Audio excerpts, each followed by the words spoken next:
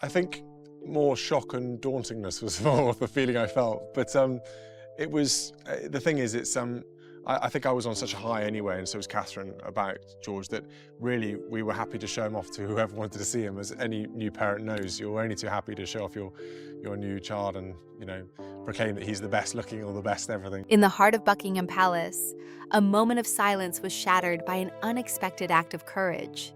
Prince George, just 11 years old, stepped forward in the midst of a royal ceremony, confronting disrespect in a way no one saw coming. As tourists mocked the guards and crossed the line, it was the young prince who took charge, standing up for what was right. He's a little bit of a rascal, let's put it that way. So he either reminds me of my brother or me when I was younger, I'm not sure. But he's doing very well at the moment. He does like to keep having his nappy changed. And you did the first nappy, of course. I did the first nappy, yeah. In those few seconds, George didn't just defend a guard. He showed the world what true leadership looks like. And in that instant, everything changed. This wasn't just another royal appearance. This was history in the making. The royal family often captures the public's attention, and at every appearance, all eyes are naturally drawn to the figures who stand as symbols of tradition and leadership. Among them is Prince George, the eldest son of Prince William and Catherine, Duchess of Cambridge. As the future heir to the British throne, George is often seen at royal events, but it's rare that the young prince is given the opportunity to express himself, especially in front of the cameras and the public. One particular occasion stands out, as Prince George, at just 11 years old, showed a level of maturity and awareness that many adults could learn from. It was a typical day outside Buckingham Palace. The crowd had gathered to witness the changing of the guard, a centuries-old tradition that continues to hold great significance in British culture. The guards, dressed in their iconic red uniforms and tall black bearskin hats, stood in their rigid formations as the ceremony unfolded. The air was chilly, a typical British morning where everything seemed to run smoothly. The tourists surrounding the palace were eager to catch a glimpse, some waiting for hours just for the chance to take that perfect photo. As the band played, the atmosphere was one of anticipation and excitement. On this particular day, Prince George was there too, standing beside his father, Prince William, as they both watched the proceedings. At just 11, Prince George wasn't there just to observe. He was there as part of his royal training. As the eldest child of the Duke and Duchess of Cambridge, he was slowly being groomed for the responsibilities that would one day be his. While the public may see these events as nothing more than an opportunity to snap a photo of the royals, for George, they were lessons in leadership, duty, and respect. The changing of the guard ceremony wasn't just a spectacle, it was a vital part of his education. As the event continued, it became clear that George was focused. He watched with intense interest as the guards performed their duties, his eyes following their movements with a curiosity that showed how seriously he took his role in these royal affairs. At his young age, he was already learning about the significance of these traditions. He wasn't simply seeing the guards as men in uniform. He was learning about their function, their role in protecting the monarchy, and the service they provided to the country.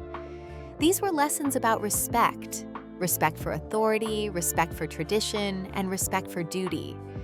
But it wasn't just about paying attention to the ceremony. George was already starting to understand the weight of his future responsibilities. He wasn't just an ordinary child in the crowd. While the other children around him might have been distracted by the excitement, George understood that these moments were shaping him. They were teaching him what it meant to be part of something greater than himself. This was more than just standing still and waving for the cameras. As he stood next to his father, George was learning about leadership. He was learning that the royal family was not just a symbol, but an institution that represented values like responsibility, respect, and service to the people. He was beginning to understand that these values would one day be his to uphold. The ceremony continued as planned, with the crowd watching quietly, eagerly waiting for the ritual to be completed. For many, it was just another royal event. For George, it was an opportunity to learn from the very traditions that had been passed down through generations of the royal family. Every glance, every movement, Every detail was a lesson in how to conduct oneself as a member of the royal family. And as he stood there, Prince George was gaining an understanding of what it meant to be a royal in a modern world.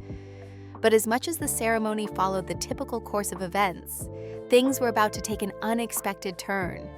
The calm, orderly atmosphere was soon to be interrupted, not by the ceremony itself, but by the behavior of a few individuals in the crowd. This would be a defining moment for the young prince, a chance for him to show the world what he had learned about respect, responsibility, and leadership. What happened next wasn't just a small disruption. It was a moment that would test George's understanding of the world around him. The tourists, unaware of the respect that the ceremony demanded, began to push the boundaries of acceptable behavior. What was supposed to be a quiet and dignified occasion was about to become a test of George's character. And in the face of it, he would show everyone just how much he had absorbed from his royal upbringing. The moment that followed would highlight how Prince George, even at such a young age, was already taking his role seriously. He wasn't just watching the event, he was learning, observing, and when the time came, he was prepared to act. This was no longer just about tradition or pageantry. It was about understanding the responsibility that comes with being part of the royal family, even if you're still a child. And in this moment, George would take that responsibility to heart. The morning outside Buckingham Palace was shaping up to be a picturesque one.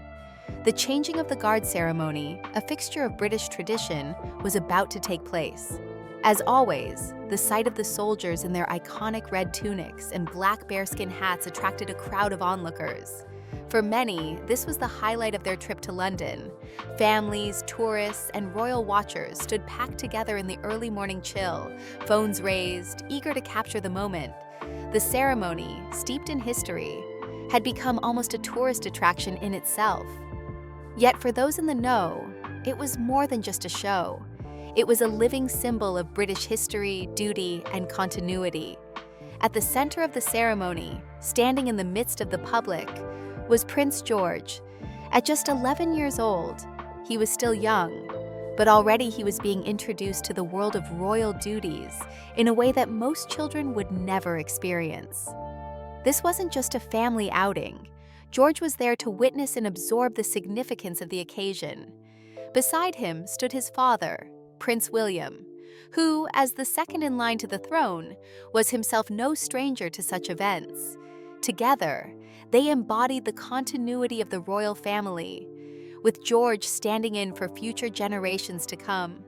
For Prince George, this event was not just a chance to stand in the crowd, wave, and smile. He wasn't there simply because it was an event on the royal calendar. He was there as part of a process, one that had begun the moment he was born. As the eldest son of Prince William and Catherine, Duchess of Cambridge, George was slowly being inducted into royal life. His every move, every interaction was being observed, studied, and, in some cases, scrutinized. But more than that, he was being trained for the role he would eventually take on. While the public might have seen this as just another ceremonial occasion, for George, it was another step in his royal training. The royal family doesn't simply perform ceremonial duties. They embody the principles of leadership, responsibility, and respect. These are not things that can be taught through books alone. They are learned through experience, observation, and understanding. And at such an event, where decorum and tradition reign, George was taking invaluable lessons that would shape the man he would one day become. As he stood there, focused and calm, it was evident that Prince George understood the significance of the ceremony. He wasn't distracted by the noise of the crowd or the flash of cameras. His attention was fixed on the ceremony unfolding before him. His gaze followed the movements of the guards, who performed their duties with precision and discipline. At such a young age, George was already aware of the weight these traditions carried. He was learning that these weren't just ceremonial gestures, but acts that served to protect the monarchy and the country.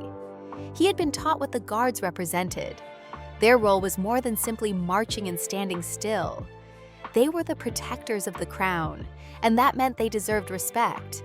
While the rest of the crowd, particularly the children, might have been caught up in the excitement of the event, Prince George's focus remained on the deeper meaning behind the ceremony. This was a lesson in leadership. He was already absorbing the principles that his parents, especially his father, Prince William, would teach him in the coming years. Leadership isn't about being in the spotlight or being seen by the cameras. It's about understanding one's role, being aware of one's responsibilities, and acting in accordance with those duties, even when no one is watching. Prince George's awareness and poise at such a young age were testament to the careful upbringing he was receiving. The royal family, while often subject to public attention and scrutiny, values duty above all else. It is this sense of duty that George was beginning to understand. For him, the changing of the guard wasn't just a ceremonial display. It was a living example of what it means to serve something greater than oneself. His eyes weren't just watching the guards, they were learning from them. And as he stood there, quietly observing the proceedings, George was taking in a lesson on the importance of respect, honor, and duty. The changing of the guard ceremony, though traditional, is also a reminder of the constant evolution of royal duties. While the guards maintain their steadfast postures and perform their duties with military precision, the world around them continues to change. In this evolving world, the royal family is expected to adapt, just as George was adapting to his future role. It wasn't just about tradition for tradition's sake. It was about understanding how these customs and rituals connect the past with the present, and how they will continue to shape the future. As George stood by his father, both dressed in dark formal attire, he wasn't just attending an event, he was learning what it means to serve as a member of the royal family. It was a rare and invaluable experience that, though perhaps overlooked by the casual observer, was laying the groundwork for his future. The lessons he was absorbing weren't just about smiling for the cameras or attending public events. They were about leadership, responsibility, and most importantly, respect. As the ceremony continued, everything seemed to unfold as expected. The band played, the guards performed their duties, and the crowd remained calm and orderly. But for Prince George, this wasn't just another day at the palace. It was an opportunity to observe, learn, and, in time, put into practice what he had been taught. He was being shaped not just for the public eye, but for the much greater responsibility that lay ahead. For now, George was still a child. He may have been attending royal events, but he was still learning the ropes. But the eyes of the world were on him, and each appearance, each action, would add to the fabric of his future role as a leader. It was moments like these that would define the kind of man Prince George would become. And as he stood there on that chilly morning, watching the changing of the guard, he wasn't just witnessing a tradition. He was absorbing a lesson in what it means to be a leader. The changing of the guard ceremony, though rooted in tradition, was quickly becoming something more than just a royal spectacle that day. For most of the crowd gathered outside Buckingham Palace, it was another moment to witness British history in action. But for Prince George, something else was about to unfold. A moment that would show just how much he had already absorbed respect, authority, and leadership. It started, as these things often do, with a few people in the crowd behaving in ways that made everyone uncomfortable. The tourists, who had come to see the ceremony and take a few pictures, seemed to forget that they were standing in the presence of something far more significant than just a tourist attraction. It wasn't just about snapping a picture with the guards in the background. It was about understanding the role those guards played in the tradition of the British monarchy. But for these three individuals standing near the front of the crowd, that respect was noticeably absent. At first, their behavior wasn't too disruptive. They were laughing and talking loudly, carrying on in a way that felt out of place for a ceremony that had such an air of dignity and reverence. A few raised their voices in an exaggerated fake British accent, trying to mimic what they imagined a proper Englishman would sound like. Others in the crowd exchanged uncomfortable glances. The scene was unsettling. It wasn't the kind of behavior you'd expect at such an important event, but it was only the beginning. One of the tourists, perhaps feeling emboldened by the crowd's silence, or perhaps ignorant of the protocol, moved much too close to the guards. The soldiers were standing at attention, as they were trained to do, showing no sign of movement or acknowledgement to anyone. This particular tourist, however, thought it would be funny to walk up to one of the guards and make fun of their unwavering stillness.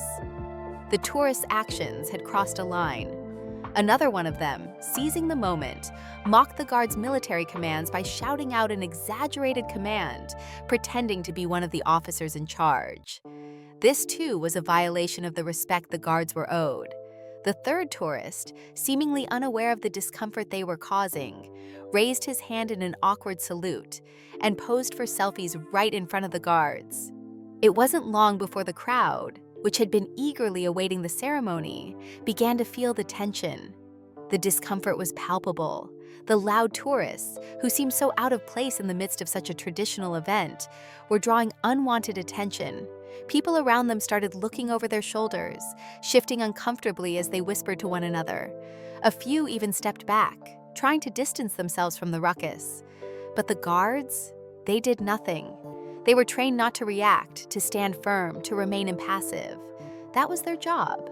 But that didn't mean everything was okay. The young guard, James Thompson, who was still relatively new to his position, was doing everything by the book. He was standing his ground, his posture rigid, his eyes fixed straight ahead, not allowing the antics of the tourist to provoke him.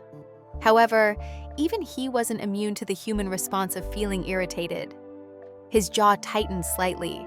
His eyes shifted just for a second, showing a glimpse of frustration. The tourists were taunting him, and he could do nothing about it. He was simply following orders. The crowd could sense the tension building. The atmosphere was shifting from one of casual anticipation to one of discomfort. Some people turned away, others exchanged quick glances, but no one stepped in. It was as though everyone was waiting for something to change, but nobody knew what could be done. The tourists seemed to be enjoying the attention they were receiving, unaware, or perhaps just uncaring, of how out of place they were. And then, just as it seemed things could not get worse, one of the tourists leaned in too close to James Thompson, the guard who was still standing firm and silent. It wasn't just a casual approach either. The tourist started mocking the guard directly. He sneered and said, "You think you're important? You just stand there. You're nothing but a statue. What's the point of you?" It was a direct and intentional disrespect. Even the other tourists began to notice the shift.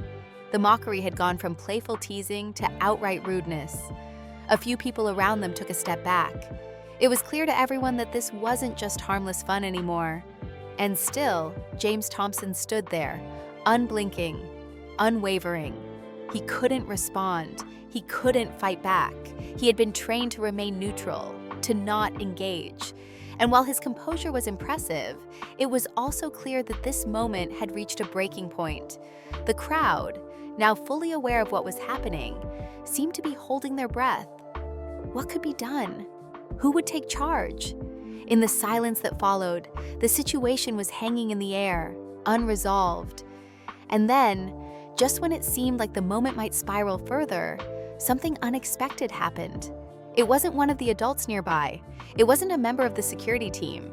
It wasn't even a royal bodyguard. It was Prince George, standing just a few feet away. The 11-year-old, who had been quietly observing the entire scene, suddenly stepped forward. It wasn't a grand dramatic gesture. There were no flashing lights or grand speeches. George didn't yell. He didn't make a big scene. He didn't demand attention. He simply took a step forward.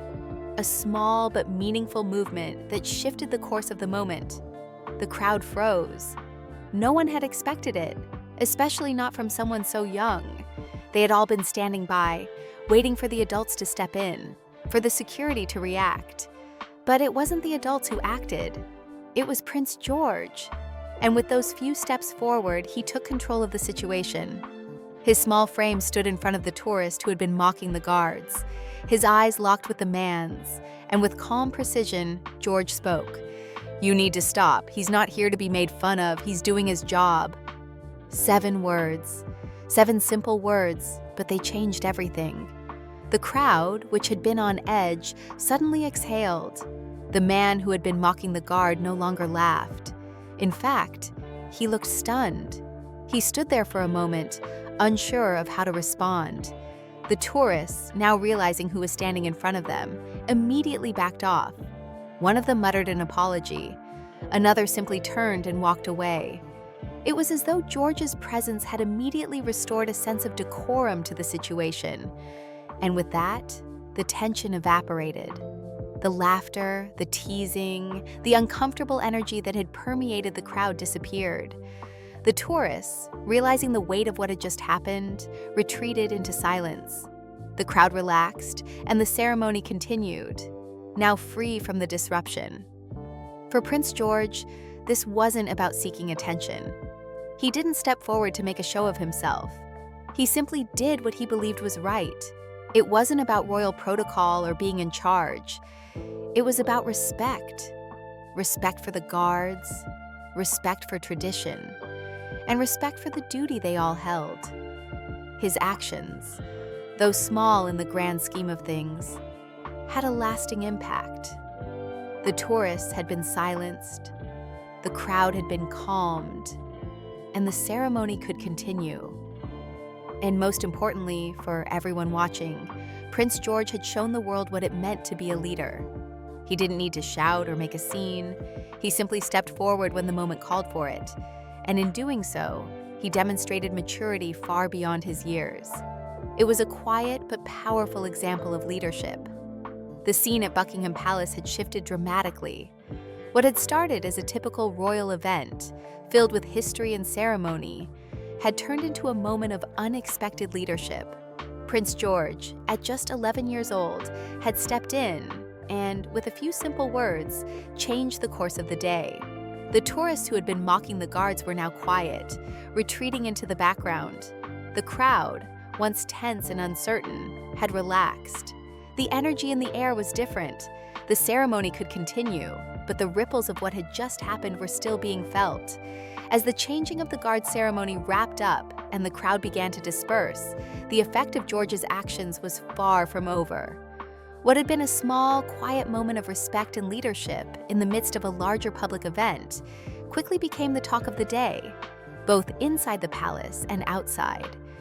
The ripple effects were beginning to spread, and in the quiet corners of the palace, whispers of the young prince's actions were already making their way through the royal staff.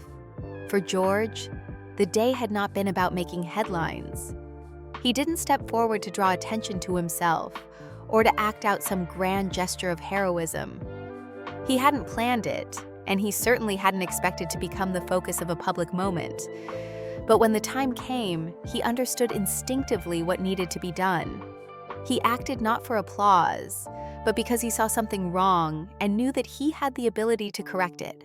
That in many ways was what set him apart, not just from the tourists in the crowd, but from the adults who were supposed to be overseeing the event. Inside Buckingham Palace, those who had witnessed the situation began to discuss what had just happened. The royal guards, who had been present at the ceremony, were particularly affected by George's actions. The young guards like James Thompson, who had been at the center of the disruption, knew the rules. They were trained not to react, to remain impassive no matter how they were treated by the public. But James Thompson, like all the other guards, was still human. He had been subjected to mockery and ridicule, all while standing firm and silent, as he had been taught. The fact that George had taken the initiative to stand up for him, to defend him when no one else did not go unnoticed by his colleagues. In the moments following the ceremony, a senior commander of the Royal Guards, someone George had likely seen during his royal training, caught his eye. There was no grand applause or public acknowledgement. Instead, the commander simply gave George a small nod. It was a silent gesture, one of respect and recognition. The commander, who had likely seen many royal ceremonies, understood the significance of what had just occurred. In that moment, George wasn't just a young royal. He was showing the kind of leadership and respect that could not be taught in any royal handbook. It was something innate, something that came from within. But not everyone inside the palace was as supportive of George's actions. As with any situation involving the royal family, there were differing opinions. Some of the palace staff were concerned. They whispered among themselves, questioning whether George had overstepped. "He broke protocol," one staff member said. "Was it safe for him to step forward like that? Shouldn't he have left it to the adults?" It was a valid concern in many ways. Royal protocol is steeped in tradition, and the idea of a young prince stepping into a situation that was technically the responsibility of the security staff or the guards was, in the eyes of some, a breach of the established order. But for others, what had transpired was a clear indication of George's character. His parents, Prince William and Kate, did not make a scene. They did not draw attention to their son's actions in any obvious way. However, it was clear from their expressions that they understood the importance of what had happened. This wasn't just another royal appearance for George. It wasn't about him standing still for the cameras or waving at the crowd. This was about him understanding the responsibility that came with being part of the royal family. It was about him realizing that respect was not just a matter of tradition, but a matter of character. For Prince William and Kate, this moment was one of quiet pride. They had spent years teaching George about duty, respect, and responsibility. And though this was not an event they could have predicted, they must have known deep down that George had internalized those lessons. When the moment came, he didn't hesitate. He knew exactly what needed to be done, and he did it without any expectation of reward or recognition. That was the moment that truly stood out for them. They didn't need to intervene. Their son had already stepped up in a way that spoke volumes about his understanding of what it meant to be royal. James Thompson, the young guard who had been the subject of the tourist taunts, was deeply affected by what George had done. It was more than just a small gesture of support. It was a reminder that he, too, was seen and respected.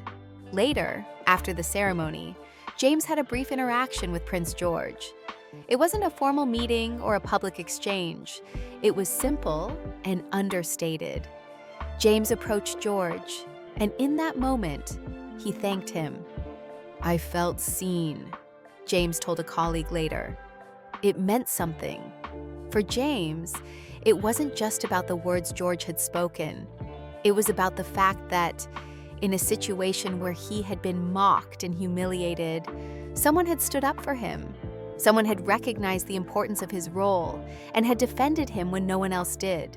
It was a powerful reminder of the value of respect and dignity, something that had been so easily overlooked by the tourists, but which George had instinctively understood. The impact of George's actions went beyond the guards and the royal family. The tourists, who had been so disrespectful just moments earlier, now realized the weight of their behavior. The energy in the crowd shifted. Some tourists, ashamed of their actions, offered quiet apologies. Others simply walked away, their attitudes having changed in an instant. The ripple effect was clear. George had not only corrected the situation in the moment, but he had also altered the way people viewed the guards and the ceremony itself. It was no longer something to be mocked. It was something to be respected. As the crowd began to disperse, the whispers began. Tourists who had witnessed what had happened spoke about it to others. "Did you see what Prince George did?" one person asked. "He stood up for that guard. That was impressive." And those who had not been paying close attention now found themselves talking about the prince's actions. Word spread quickly. It wasn't the kind of story that made headlines, but it was the kind of story that people remembered. It wasn't the kind of story that needed a press release. It was one of those quiet, unsung moments that people would recount with admiration, not because of what George did to gain attention, but because of the way he acted when it truly mattered. For Prince George, this moment wasn't about showing off or making a statement. It wasn't about fulfilling any royal duties or expectations. It was about something much more human. It was about recognizing what was right and standing up for it, even when no one else would. It was about understanding leadership and responsibility, not as titles or positions, but as actions. And in doing so, George had demonstrated the kind of maturity and integrity that would one day define him as a leader, not just in the eyes of the royal family, but in the eyes of the world. As the changing of the guard ceremony concluded and the crowd slowly dispersed, the impact of what had just unfolded continued to linger in the air. For most, the event had come and gone, with little more than the usual photos taken and memories made. But for those who had witnessed what happened, there was something else in the air, something that went beyond the ceremony itself. Prince George had acted with an understanding of leadership that many people twice his age could only hope to emulate. What had seemed like a simple moment had become a quiet lesson in respect, responsibility, and maturity. For George, there was no fanfare, no applause, no headline-making moment. He had not done what he did for recognition. In fact, the very simplicity of his action was what made it so powerful. He hadn't raised his voice, he hadn't made a scene. He had simply seen a situation that needed correcting and had stepped in to ensure that respect was upheld. It wasn't about him asserting authority or acting out of a sense of entitlement. It was about doing what was right when the moment called for it. The ripple effect of George's actions was felt far beyond the crowd that day. Inside Buckingham Palace, the event quickly became the subject of quiet discussions among the royal staff and the royal guards. The young prince, who had been quietly learning about his future role, had shown that he understood more than anyone might have expected. For the royal guards, James Thompson in particular, what had happened that day was more than just an event in the public eye. It had been a moment of personal recognition. James, like all the guards, had been taught to remain still, to never react, no matter how they were treated. But in the face of disrespect, it was George who took the lead. His small act of stepping forward, offering support and standing up for the guard, had been a profound gesture of solidarity. It meant something to James. It meant something to everyone who had witnessed it. Later, after the ceremony, James had a brief private exchange with Prince George. It wasn't a grand public recognition of what had happened, but a simple moment where James expressed his gratitude. "I felt seen," he said, and those words carried a weight far beyond the situation itself. For James, the guard who had endured mockery while standing firm, this small act of acknowledgement from George was a reminder that respect was not just for the guards in uniform, but for the person behind the uniform as well. For George, this wasn't about the applause or the recognition. It wasn't about making headlines or having his actions analyzed. It was about knowing what needed to be done in a moment of uncertainty. It was about understanding that leadership is not always about grand gestures or power. Sometimes, it's about doing the right thing at the right time, even when no one is asking you to. George's actions weren't driven by any kind of agenda. He didn't step forward to prove something to the world or to show off for the cameras. He stepped forward because he understood that respect mattered, and when he saw it being violated, he knew he couldn't stand by and let it continue. What George had done that day wasn't just about standing up to bullies or defending someone who couldn't speak for himself. It was about embodying the values that had been instilled in him since birth. It was about demonstrating that leadership is not a position of power, but a position of responsibility. Leadership is about knowing when to act, when to stand up for others, and when to show the world that respect is far more important than any joke or insult. As the day went on, the quiet acknowledgement of George's actions continued to spread. It wasn't a story that would make the front pages of newspapers, but it was one that would be passed along quietly among those who had seen it. People who had witnessed the moment would remember how George had stepped in, how he had acted with maturity and grace when the adults around him had stood silent. It wasn't the kind of moment that could be staged or scripted. It was real, and that authenticity made it even more meaningful.